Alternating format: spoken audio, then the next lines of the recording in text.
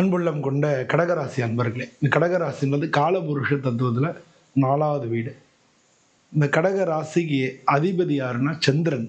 இந்த ராசியில் இருக்கக்கூடிய நட்சத்திரங்கள் புனர்பூசம் 4ஆம் பாதம், பூசம், ஆயில்யம், இந்த நட்சத்திரங்கள்லாம் இந்த கடகராசியில் இருக்கு. பொதுவாக கடகராசி அன்பர்கள் இதான ஒரு பிரச்சனை நினச்சி திங்க் பண்ணிக்கிட்டே இருப்பாங்க. சந்திரமா மனசோ ஜாதக அப்படின்னு சொல்லி நமக்கு ஸ்லோகங்களில் சொல்கிறாங்க. அதாவது ஜாதகத்தில் சந்திரன் மனோகாரகனாக செயல்படுறான்.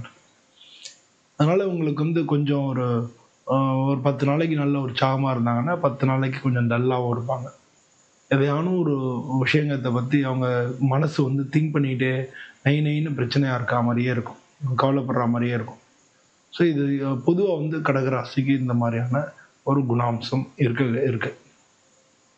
ஸோ இந்த கடகராசி அன்பர்களுக்கு 2026வது வருஷம், போன வருஷம் பார்த்தோம் அப்படின்னோம்னா உங்களுக்கு 2ஆம் இடத்துல கேது இருக்குது. உங்களுக்கு ஜாதகத்தில் 2-8 கேது இருக்குது. உங்களுக்கு 12ல் குரு பகவான் இருக்கார்.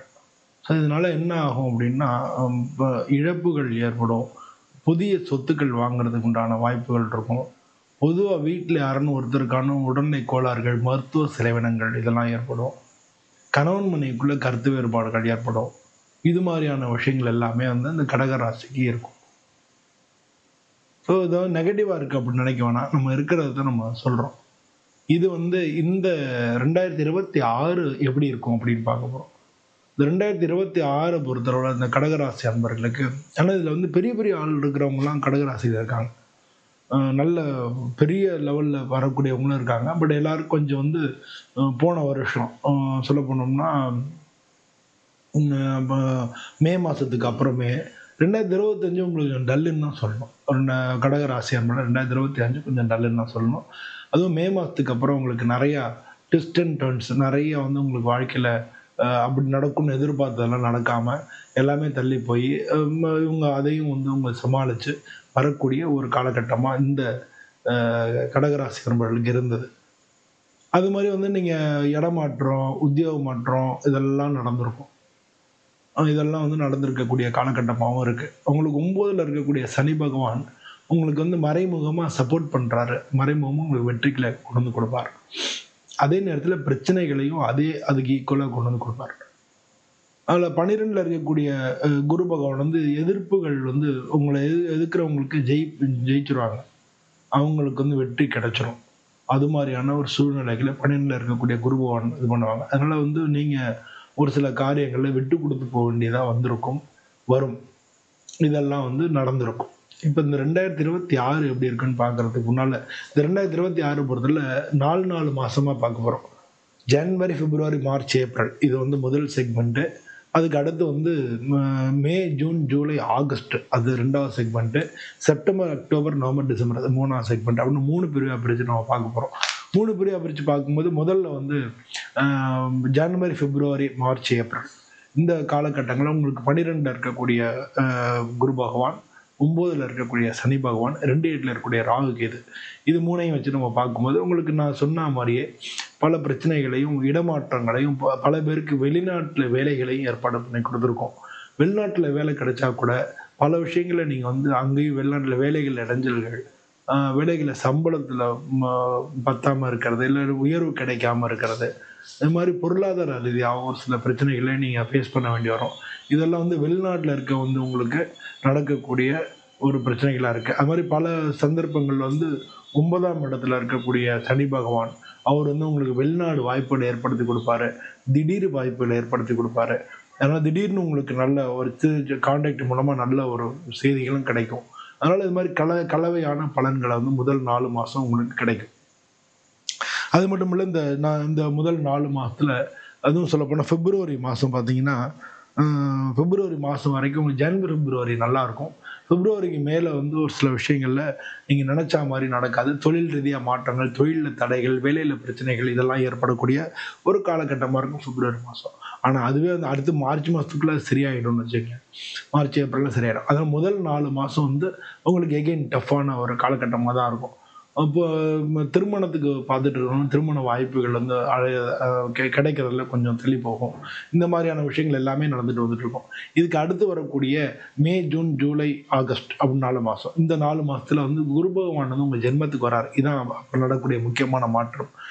ஸோ இப்போ அந்த மாதிரி காலகட்டங்கள் எப்படி இருக்கும்னு ஜென்மத்துல வரக்கூடிய குரு பகவான் உங்களுக்கு பல விஷயத்திலையும் வந்து 5ஆம் இடம், 7ஆம் இடம், 9ஆம் இடம் இது 3யும் பார்க்குறார். அதாவது உங்களுக்கு 9ஆம் இடத்துல ஏற்கனவே இருக்கக்கூடிய சனி பகவான பார்க்கறதுனால, ஒரு புதிய தொடர்புகள், இல்ல வெளிநாட்டுக்கு இதுவரைக்கும் ட்ரை பண்ணி போக முடியாம இருந்ததுன்னா, வெளிநாட்டு வாய்ப்புகள், இல்ல வெளிநாட்டு வாய்ப்புகள் இருக்கிறவங்களுக்கு நீங்க முன்னேற்றங்கள், இல்ல ப்ரமோஷன்ஸ், இல்ல வேற கம்பெனி மாறுறது இதெல்லாம் ஏற்படுது நினைச்சிட்டு இருக்கீங்கன்னா, அதுக்கான வாய்ப்புகள் இதெல்லாமே வந்து உங்களுக்கு கிடைக்கும்.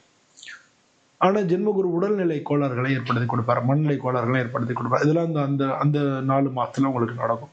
ஸோ வெளிநாட்டுல வேலை பார்க்குறவங்களுக்கு, இல்ல வேலையில ப்ரமோஷன் எதிர்பார்த்துட்டு இருக்கிறவங்கலாம் நல்ல காலகட்டமா அடுத்து வரக்கூடிய மே, ஜூன், ஜூலை, ஆகஸ்ட் நடக்குது. அது முக்கியமா ஜூன், ஜூலைல உங்களுக்கு இந்த மாரி நல்ல கா காரியங்கள் எல்லாமே நடக்கும். அதுக்கு அடுத்து வரக்கூடிய 4 மாசம். செப்டம்பர், அக்டோபர், நவம்பர், டிசம்பர் இந்த 4 மாசத்துல என்ன ஆகும்னா, உங்களுக்கு வந்து பொருளாதார ரீதியா உயர்வு கிடைக்கும். நீங்க வந்து இதுவரைக்கும் பொருளாதார ரீதியா நெறைய கஷ்டங்கள அனுபவிச்சுட்டீங்க. பொருளாதார ரீதியா உயர்வுகள் கிடைக்கும். அப்ப என்னன்னா, நீங்க இந்த மாரி வேலைகள் இதெல்லாமே கிடைச்சு பொருளாதார ரீதியா நீங்க நல்லா இருப்பீங்க. வாழ்க்கை பாதையில முதல் 4 மாசம் கஷ்டப்படுவீங்க. 2வது 4 மாசத்துல வேலைகள்லயோ, முன்னேற்றங்களோ, ப்ரமோஷனோ, வேலை கிடைக்கிறதோ, இல்ல வெளிநாடு வேலை கிடைக்கிறதோ, இது மாரி நல்ல விஷயங்கள் நடக்கும். அதுக்கு அடுத்த 4 மாதம் பொருளாதார ரீதியா முன்னேற்றங்கள், உயர்வுகள் இருக்கும். குடும்பத்திலயும் உடல்நிலை கோளாறுகள்லாம் நீங்கும். குடும்பத்தில இருந்த பிரச்சனைகள் நீங்கும். பிரிஞ்சவங்க ஒண்ணு சேர்றதுக்கான வாய்ப்புகள் நெறையா இருக்கு. இது மாரி கடைசி ஒரு 4 மாசம் உங்களுக்கு பாசிட்டிவாவே இருக்கு. பொதுவா இந்த கடகராசி அவங்களுக்கு வந்து பார்த்தீங்கன்னா, ராகு கேதுனால பிரச்சனை வர்றதுனால நீங்க ராகு கேதுக்கு பரிகாரம் பண்ணிக்கிறது, துர்க்கைக்கு அர்ச்சனை பண்றது, பிள்ளையாருக்கு டெய்லி பிள்ளையார் கோயிலுக்கு போயிட்டு போறது, இதெல்லாம் வந்து உங்களுக்கு நல்ல நல்ல வாய்ப்புகள உங்கள தேடி கொண்டு வந்து குடுக்கறதுக்கான சான்சஸ் அதிகமா இருக்கு. இந்த கடகராசியில இருக்கிறவங்களுக்கு வந்து திருமண வாய்ப்புகள் எல்லாம் வந்து நடுவுல இருக்கக்கூடிய அதுவும் சொல்லப்போனா ஜூன் மாசத்துக்கு மேல ஜூன், ஜூலை, ஆகஸ்ட், செப்டம்பர் இந்த 4 மாசத்துல திருமண வாய்ப்புகள் எல்லாம் நல்லா இருக்கு. இந்த ராசியில இருக்க கடக ராசியில இருக்கவங்க படிப்புக்கு நீங்க யோசிச்சுட்டு இருக்கிறவங்கலாம் படிப்பை பொறுத்தல உங்களுக்கு நல்லா தான் இருக்கும். அதுல ஒரு பெரிய மாற்றம் கிடைக்காது. ஆனா ரொம்ப ரொம்ப கஷ்டங்களுக்கு அப்புறம், பல முயற்சிகளுக்கு அப்புறம் உங்களுக்கு அதுக்கான வாய்ப்புகள் கிடைக்கிறத பார்க்க முடியும். ஆனா படிப்புல உள்ளவங்கலாம் நீங்க வந்து பிள்ளையார வேண்டிங்க. உங்களுக்கு வந்து அந்த மாதிரியான வாய்ப்புகள் எல்லாமே நல்லபடியா நடக்கும். தொழில் பண்றவங்க, இந்த கடகராசியில இருக்கிற பிசினஸ் பண்ணிட்டு இருந்தீங்கன்னா, பிசினஸ்க்கு உங்களுக்கு தேவையான ஆம், ஒத்துழைப்பு எல்லாமே கிடைக்கும். ஒத்துழைப்பு எல்லாமே வந்து 9ல சனி பகவான் இருக்கனால தொழில் ரீதியா உங்களுக்கு தேவையான ஒத்துழைப்பு எல்லாம் கிடைக்கும். தொழில் ஸ்தானத்துக்கு அதிபதியா இருக்கக்கூடிய செவ்வாய். செவ்வாய் வந்து உங்களுக்கு உங்க ராசிக்கு வந்து கும்பம், மீனம். ஆமா. ம். ஏப்ரல், மே நான் சொன்ன மாரி ஏப்ரலுக்கு மேல வந்து அவர் உங்களுக்கு நல்ல அ அ ஸ்தானத்திலேயே வந்துட்டு இருக்காரு.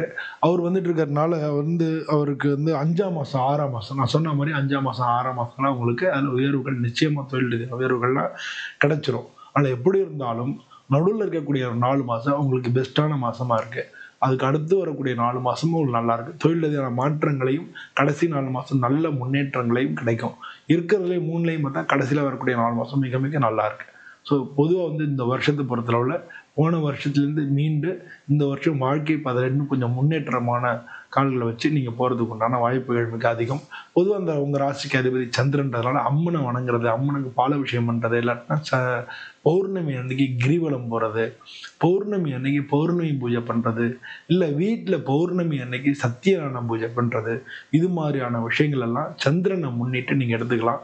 பொதுவா சந்திரனுக்கு வந்து சந்திரனால ஏற்படக்கூடிய தோஷங்கள் நீங்கிறதுக்கு சங்கடகர சதுர்த்தி அன்னைக்கு விநாயகப் பெருமானை வேண்டிக்கிறது நல்லது. ஒவ்வொரு சங்கடகர சதுர்த்தியும் விநாயகப் பெருமானுக்கு அருகம்புல்ல மாலை போட்டு வேண்டிட்டு வந்தீங்கன்னா, சந்திரனால ஏற்படக்கூடிய எல்லா விதமான தோஷங்களும் நீங்கி வாழ்க்கையில் எல்லா நற்பலன்களும் கிடைக்கும்னு சொல்லி வேதாகமங்கள் சொல்றது.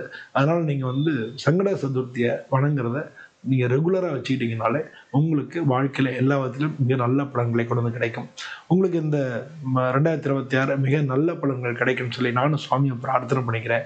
உங்கள்ட்ட இருந்து விடைபெறுகிறேன். நம்ம நம்ம சேனல்ல பாமணி ஜோரம் சேனல ஷேர் பண்ணுங்க, சப்ஸ்கிரைப் பண்ணுங்க, லைக் பண்ணுங்க. மீண்டும் இது மாரி இன்னொரு வீடியோல உங்கள சந்திக்கிறேன். அனைவருக்கும் நன்றி. வணக்கம். நன்றி.